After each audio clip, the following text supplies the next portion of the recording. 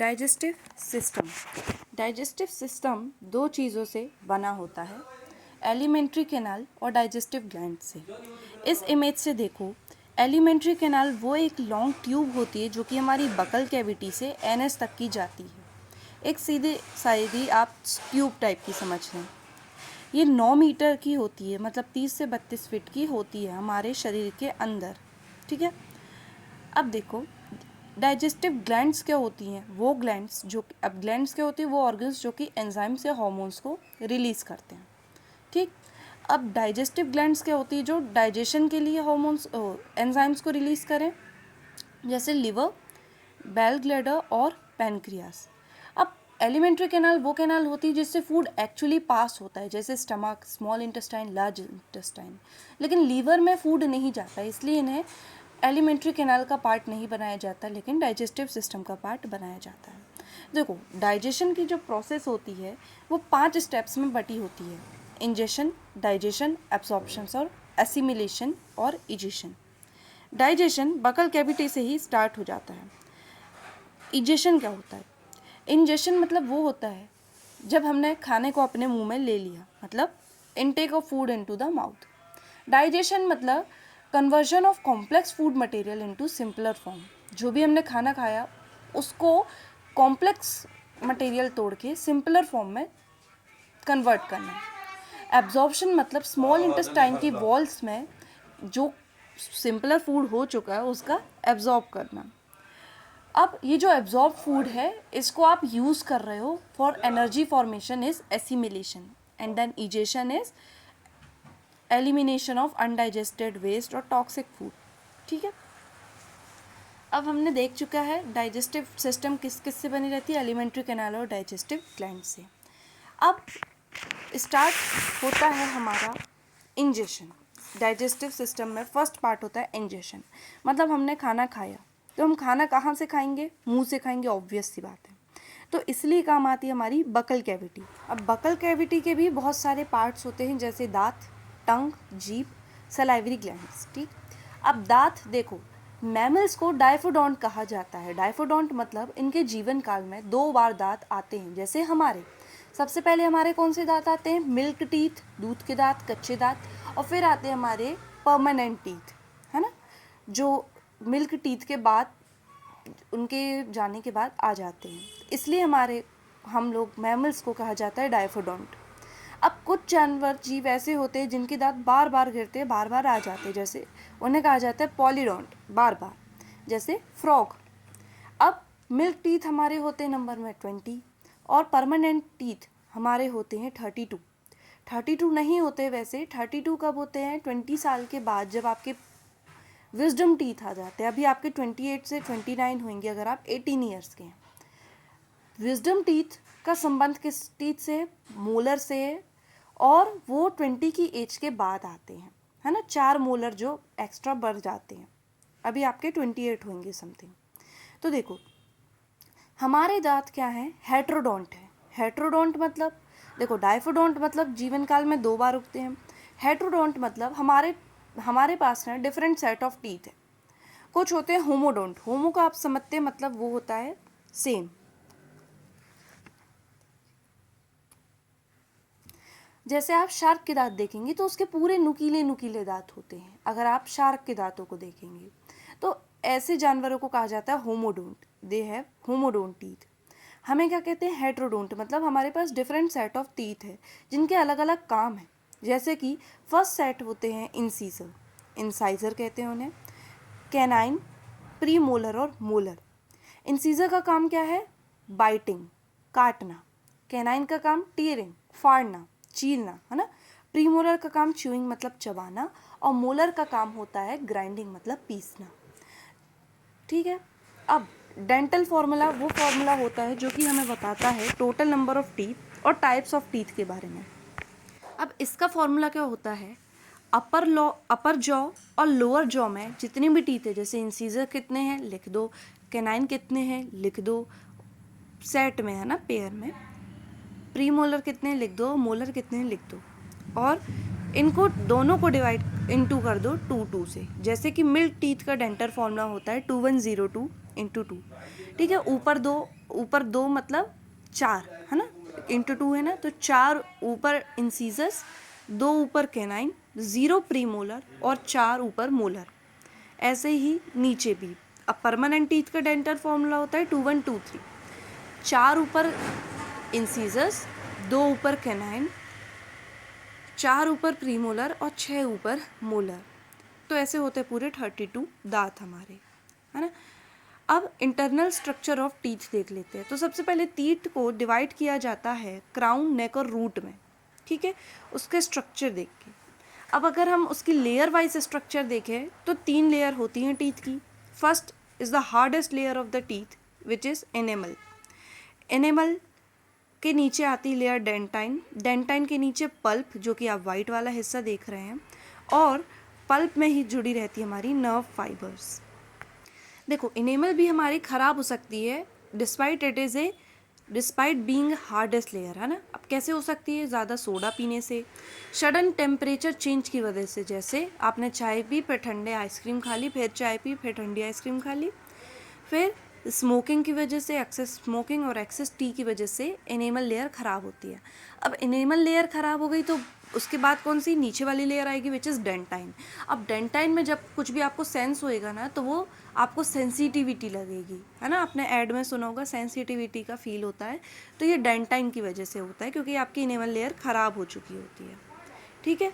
अब देखो दांत कब ख़राब होना चालू होते हैं, मतलब इनेमल कब ख़राब होती है? जब आपका माउथ का पीएच 5.5 से कम हो जाए। माउथ का नॉर्मल पीएच 6.8 होता है सलाइवा की वजह से। अभी हम पढ़ेंगे आगे, ठीक है। जो एलिमेंट दांत को ख़राब करने में काम आता है वो होता है फ्लोरीन, काम करता है ना, फ्लोरीन काम करता है। बाकी टीथ बने किससे होते हैं? कैल्शियम फॉस्फेट, जो कि सबसे ज़्यादा 96% कैल्शियम फॉस्फेट, और बाकी कैल्शियम कार्बोनेट से। अब जीभ, टंग को देखते हैं। टंग क्या होता है? एक मस्कुलर ऑर्गन होती है टंग, है ना। ये एक सेंसरी ऑर्गन होती है, मतलब सेंसरी ऑर्गन आप समझते हैं, हमारे पास 5 होते हैं, आइज़, नोज़, ईयर्स, स्किन और टंग। तो टंग क्या करती है? सेंस करती है। किसका सेंस करती है? टेस्ट रिसीविंग, है ना, टेस्ट का सेंस करती है। मस्कुलर स्ट्रक्चर होता है, बोन नहीं होती इसलिए ये फ्लेक्सिबल होती है बहुत। फंक्शंस क्या क्या होते हैं? एक तो टेस्ट करने में इसके टेस्ट बर्ड्स काम आते हैं, अभी उसके बारे में भी पढ़ेंगे हम। फूड को सलाइवा के साथ मिक्स करती है ताकि फूड क्या हो जाए? सॉफ्ट हो जाए। साथ ही साथ में बोलने के काम आती है, ठीक है, स्पीकिंग के काम। अब देखो टेस्ट बर्ड्स हमारे पास होते हैं 3 टाइप के, है ना। वैसे तो 4000 से 10,000 टेस्ट बर्ड्स, जो कि आपके टंग के ऊपर जो दाने होते हैं उन्हें टेस्ट बर्ड्स कहते हैं, 4000 से 10,000 हो सकते हैं। अब देखो जो टिप ऑफ द टंग है वो टेस्ट करता है स्वीट, जो lateral sides of the tongue है वो टेस्ट करता है सार या फिर खट्टा, जो last part of the tongue है वो टेस्ट करता है बिटर, मतलब कड़वा। अब हमारी बकल कैविटी में कुछ सलाइवरी ग्लैंड्स भी होती हैं। अब ग्लैंड्स है तो कुछ सिक्रेट करेंगी, और सलाइवरी नाम है तो सलाइवा को सिक्रेट करती हैं, ठीक है। तो एक दिन में हमारे सलाइवरी ग्लैंड्स लगभग 1.5 लीटर सलाइवा को सिक्रेट करती हैं। सलाइवा का काम क्या होता है? एक तो फूड में मिलके उन्हें सॉफ्ट बनाता है ना, करेक्ट प्रोनाउंसिएशन में काम करता है, और जो सलाइवा के अंदर एंजाइम्स होते हैं वो फूड का डाइजेशन स्टार्ट कर देते हैं। तो मतलब डाइजेशन कहाँ से स्टार्ट हो जाता है? हमारे बकल कैविटी से ही। चलो तो देखो 3 पेयर्स ऑफ सलाइवरी ग्लैंड एक ह्यूमन के पास होते हैं। क्या क्या नाम है इनके? First is a pair of parotid, second है हमारा सबलिंगुअल, और थर्ड है सब मैक्सिलरी। सब मैक्सिलरी को सब मैंडिबुलर भी कहते हैं। तो देखो जो फर्स्ट वाले होते हैं पैराटॉइड, ये कहाँ मिलते हैं? हमारे कान के नीचे, है ना। जो हमारे कान होते हैं, जो मम्स, जो कभी कभी हमें गलसुआ हो जाता है, कुछ लोगों को मम्स जिसे कहते हैं, तो वो क्यों होता है? क्योंकि पैराटॉइड में इन्फेक्शन हो जाता है और वो स्वेलिंग हो जाती है वहाँ पे, तो उसे मम्स कहते हैं, है ना, गलसुआ जिसे कहते हैं। टॉन्सिल्स अलग होते हैं, देखो जैसे हमारे टंग के पीछे एक घंटी टाइप का शेप रहता है ना, जब उसमें इन्फेक्शन हो जाता है, वो स्वेलिंग हो जाती है, तो वो टॉन्सिल होते हैं। देखो पैराटॉइड कहाँ होते हैं? कान के नीचे। सब लिंगुअल हमारी जीभ के नीचे होते हैं, और सब मैक्सिलरी कहाँ होते हैं? ये हमारे लोअर जॉ में होते हैं। ठीक है, तो इनका क्या काम है, ये सलाइवा का सिक्रेशन करते हैं। एक दिन में 1.5 लीटर सलाइवा बनती है हमारे मुंह के अंदर। अब देखो इस सलाइवा का पीएच कितना रहता है, 6.8 इस सलाइवा का पीएच होता है, जिसका 98% कॉन्सेंट्रेशन इसमें वाटर का रहता है और 1-2% इसमें एंजाइम्स होते हैं। एंजाइम्स कौन कौन से होते हैं, एक तो टाइलिन एंजाइम होता है और लाइसोजेनिक एंजाइम भी होता है। ठीक है, टाइलिन एंजाइम क्या करता है, डाइजेशन में काम आता है ये। टाइलिन एंजाइम स्टार्च जो कि एक कार्बोहाइड्रेट है उसको शुगर में बदलता है। ठीक है, तो डाइजेशन हम कहाँ से कह सकते हैं, बकल कैविटी से हमारा स्टार्ट हो जाता है। लाइसोजेनिक एंजाइम जो है वो बैक्टीरिया को मारता है। तो एंजाइम क्या होते हैं, एंजाइम वो केमिकल होते हैं जो कि डाइजेशन में मदद करते हैं। ठीक है, और पीएच 6.8 है, तो इसलिए माउथ का भी पीएच कितना रहता है, 6.8। सो बकल कैविटी से फेरेंक्स के थ्रू हमारा फूड जो है ईसोफेगस के थ्रू स्टमक तक की जाता है। ईसोफेगस क्या है, ये 25 सेंटीमीटर का एक पाइप लाइक स्ट्रक्चर है जो कि फेरिंग से विंड पाइप और फूड पाइप के द्वारा अलग अलग होता है। तो ये फूड पाइप जिसे हम कहते हैं ना, उसको ईसोफेगस कहते हैं। ईसोफेगस में फूड पेरिस्टाल्टिक मूवमेंट मतलब contraction and expansion of oesophagus pipe walls, है ना, वॉल्स जो होते हैं ईसोफेगस के वो कॉन्ट्रैक्शन और एक्सपेंशन होता है। इसी को हम पेरिस्टाल्टिक मूवमेंट कहते हैं और इसी के ज़रिए फूड जो है वो स्टमक तक ही जाता है। ठीक है, अब यही peristaltic movement is what, rhythmic expansion and contraction of the walls of oesophagus. ठीक है, अब बकल कैविटी से फेरिंक्स के थ्रू ईसोफेगस में खाना गया, कब, जब एपिग्लोटिस जो है ना वो, देखो एपिग्लोटिस क्या होता है, जो विंड पाइप और फूड पाइप जो अलग अलग होती है ना, एपिग्लोटिस क्या करता है, एक को बंद करता है और दूसरे को जाता है।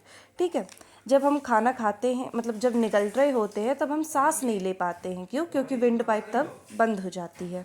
नाउ स्टमक क्या होता है, एक जे लाइक स्ट्रक्चर होता है। ठीक है, जहाँ पे खाना रुकता है। अब मैक्सिमम खाना कितना रुकता है, 4 घंटे रुकता है। ठीक है, मैक्सिमम, है ना, मैक्सिमम कह रही हूँ मैं। तो जिस पार्ट से ईसोफेगस स्टमक से जुड़ा रहता है उस पार्ट ऑफ द स्टमक को कहते हैं हम कार्डियक स्टमक। उसके नीचे फंडिक, उसके नीचे बॉडी और लास्ट में आता है हमारा पाइलोरिक स्टमक। अब पाइलोरिक स्टमक है ना पार्ट। तो जो ईसोफेगस से जब हमारा स्टमक जुड़ता है तो वहाँ एक वाल्व लगा रहता है ताकि बैकवर्ड मूवमेंट ना हो, नीचे आ रहा है खाना वापस ऊपर ना चले जाए फूड पाइप में, इसलिए उस वहाँ cardiac part of the stomach में कौन सी वाल्व रहती है, कार्डियक वाल्व रहती है। और ऐसे ही pyloric part of the stomach में भी वाल्व रहती है जिसे हम पाइलोरिक वाल्व कहते हैं। ये इंश्योर करता है कि खाना स्टमक में जब कंप्लीट डाइजेशन हो जाए तब वो स्मॉल इंटेस्टाइन में जाए, उसके पहले ना जाए। तो ये पहले खुलता भी नहीं है क्योंकि हमारे दिमाग से जुड़ा रहता है। ठीक है, तो पेट की जो दीवारें होती हैं वो मूवमेंट कर रही होती हैं खाने को अच्छे से डाइजेस्ट करने के लिए, च्यू करने के लिए। और पेट में प्रोटीन्स का, देखो मुंह में किसका, कार्बोहाइड्रेट विच स्टार्च, इसका हो गया था डाइजेशन आधा, पार्शियल, है ना। यहाँ पे भी प्रोटीन्स का पार्शियल डाइजेशन हो जाएगा स्टमक में। अब कैसा होएगा, जो स्टमक की जो वॉल्स रहती हैं उसमें कुछ ग्लैंड्स रहती हैं, उन्हें हम कहते हैं gastric glands. Gastric glands gastric juices को सिक्रेट करती हैं, जिसमें क्या क्या होता है, HCl which is hydrochloric acid. Hydrochloric acid के 2 काम होते हैं, एक तो ये बैक्टीरिया को मार देता है, दूसरा ये जो नेचर है उस खाने का, उस स्टमक का, उस जगह का, वो एसिडिक बना देता है। अब इसका भी कोई काम है, अब 2 काम याद रखें।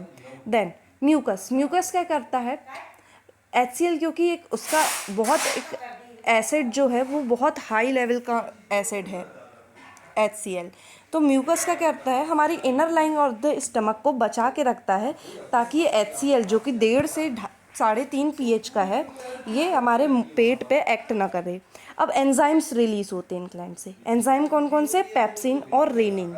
ठीक है, अब देखो पेप्सिन जो है वो हमारे अंदर रहता है, लेकिन रेनिन क्या होता है, जब हम बच्चे रहते हैं, जब हम कम्प्लीटली माँ के दूध में सर्वाइव करते हैं ना, तब रेनिन होता है।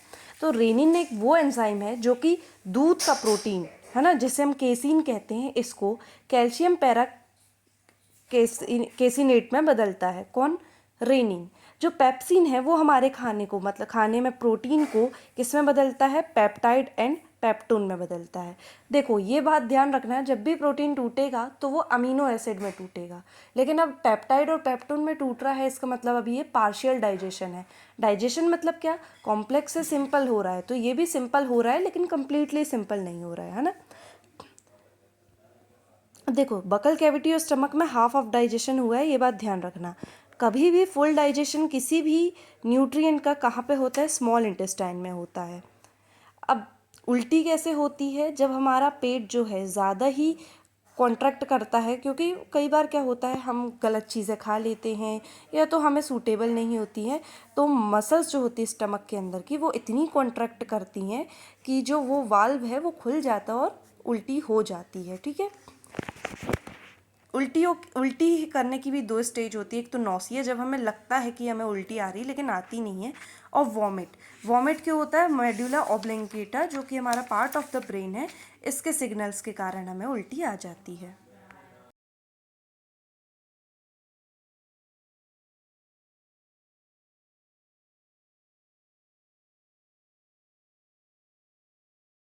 अब स्मॉल इंटेस्टाइन को पढ़ने से पहले आप समझें, जो पेप्सिन एंजाइम होता है जो हमारी गैस्ट्रिक ग्लैंड्स रिलीज करती हैं, वो सिर्फ एक्टिवेट होता है जब नेचर, जो सराउंडिंग का नेचर है वो एसिडिक हो।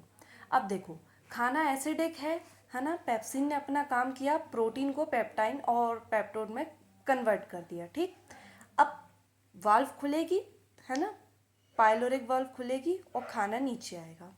अब क्या होता है, ये खाने का नेचर क्या होता है, मतलब जो डाइजेस्टेड आधा पार्शियली डाइजेस्टेड फूड है, इसका क्या होता है नेचर, एसिडिक होता है, क्योंकि हाइड्रोक्लोरिक एसिड की वजह से पेट में, है ना। तो अब देखो कार्बोहाइड्रेट का अदर्स हो चुका है पार्शियल डाइजेशन, प्रोटीन्स का हो चुका है, अब बचे क्या, फैट, जो मैक्रोन्यूट्रिएंट्स हमारे। अब फैट के डाइजेशन में काम आता है लाइपेज एंजाइम, जो कि स्मॉल इंटेस्टाइन रिलीज करता है, देखो, है ना, तो वो कंप्लीट डाइजेशन वहाँ हो जाएगा। लेकिन लाइपेज एंजाइम को, जैसे पेप्सिन एंजाइम को एक्टिवेट होने के लिए एसिडिक नेचर चाहिए, लाइपेज एंजाइम को एक्टिवेट होने के लिए बेसिक नेचर चाहिए होता है। अब बेसिक नेचर कहाँ से बने, तो देखो इसका काम करते हैं हमारी जो ग्लैंड्स होती हैं, है ना। ये जो लीवर होता है इसमें क्या प्रोड्यूस होता है, बाइल जूस प्रोड्यूस होता है। पैनक्रियास, पैनक्रियास में क्या प्रोड्यूस होता है, पैनक्रियाटिक जूस बनता है ना।